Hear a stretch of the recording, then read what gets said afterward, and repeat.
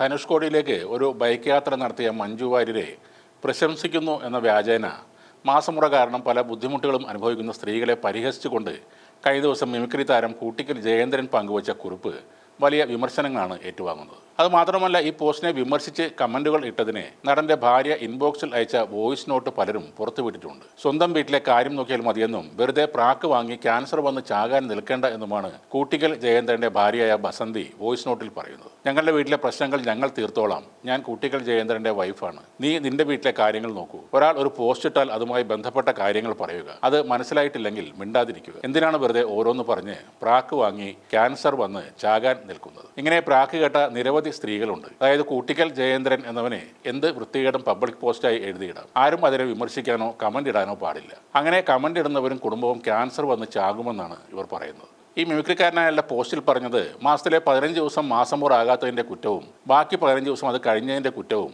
ഇടയ്ക്കെങ്ങാനും ഒരു ദിവസം കിട്ടിയാൽ അതിൽ PCODയെയും കൂട്ടുപിടിച്ച് മടിച്ചിരിക്കുന്ന സ്ത്രീകൾ നമ്മുടെ സമൂഹത്തിൽ ഉണ്ടെങ്കിൽ ജീവിക്കാൻ സാഹസം വേണ്ടിവരുന്നതിനാൽ യോജിച്ചു പോകാൻ പറ്റാത്ത ബന്ധത്തിൽ കടിച്ചു തൂങ്ങി ഭർത്താവ് കൊണ്ടുവരുന്ന ഭക്ഷണവും കഴിച്ച് അയാളെ സംശയ രോഗിയാക്കി മറ്റുള്ളവരുടെ ഭാര്യമാർക്ക് ആശ്വാസത്തിൻ്റെ മൊത്ത വ്യാപാരവുമായി ദൂരങ്ങളിൽ കാത്തിരിക്കുന്ന കരിങ്കോഴികളുമായി സമാധാന കരാറുണ്ടാക്കുന്ന സ്ത്രീകൾ നമുക്കിടയിൽ ഉണ്ടെങ്കിൽ അത്തരക്കാർക്ക് അപവാദമാണ് മഞ്ജു വാര്യർ എന്നായിരുന്നു. അത് പരിഹാസമാണെന്ന് മനസ്സിലാക്കാൻ വലിയ ബുദ്ധിയൊന്നും വേണ്ട. ഇയാളുടെ വിചാരം ഇത് വായിക്കുന്നവർ മണ്ടന്മാരും ഇവൻ അതിബുദ്ധിമാനും ആണെന്നാണ്. ഈ പോസ്റ്റിനാണ് സാരമില്ല, വീട്ടിലെ പ്രശ്നങ്ങൾ പെട്ടെന്ന് തീരട്ടെ എന്നൊരു പെൺകുട്ടി കമന്റ് ഇട്ടത്. പിന്നീടാണ് ക്യാൻസർ വന്ന് ചാകാനുള്ള അനുഗ്രഹവുമായി കൂട്ടിക്കൽ കുടുംബം അവിടെ എത്തിയത്. കൂട്ടിക്കൽ ജയേന്ദ്രൻ സാറിന് ഈ ഇൻബോക്സിൽ തെരുവറയിൽ നേരത്തെയുള്ളൊരു അസുഖമാണ്. പണ്ട് ദിലീപ് പീഡനക്കേസിൽ ജയിലിൽ കിടന്നപ്പോൾ ഇവനും അത്രയും ദിവസം തറയിൽ കിടന്നു എന്നൊക്കെ പറഞ്ഞ് പോസ്റ്റ് ഇട്ടിരുന്നു. അന്നും ഇവനെതിരെ കമന്റ് ഇട്ടവർക്ക് ഇൻബോക്സിൽ തെറിയഭിഷേകം ഉണ്ടായിരുന്നു. അതിനുശേഷം ബ്ലോക്ക് ചെയ്തു പോകും. ഇതാണ് ഇവരുടെ പരമ്പരാഗതമായ രീതി. എന്തായാലും നിങ്ങളുടെ സമാനമായ ബൗദ്ധിക നിലവാരമുള്ള ആളാണ് പങ്കാളിയും എന്ന് മനസ്സിലായി. ഭർത്താവ് എഴുതി വെച്ച പൊട്ടത്തരം എന്തെന്ന് പോലും മനസ്സിലാകാതെ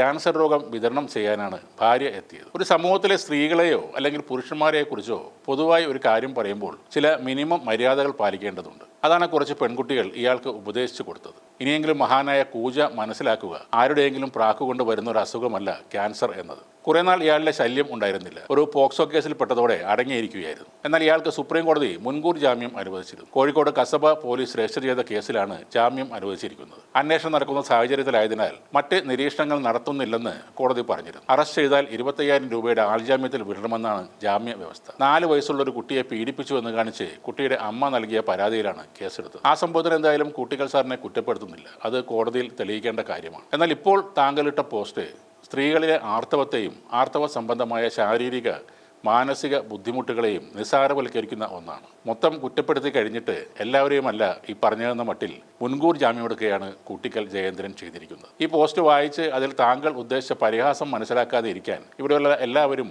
മിമിക്രിക്കാരല്ല. ഇൻബോക്സ് തെറികളുമായി താങ്കളും കുടുംബവും ഇനിയും മുന്നോട്ട് പോകണം. സിനിമ ഒന്നുമില്ലെങ്കിൽ അതൊക്കെയാണ് ഒരു താൽക്കാലിക ആശ്വാസം.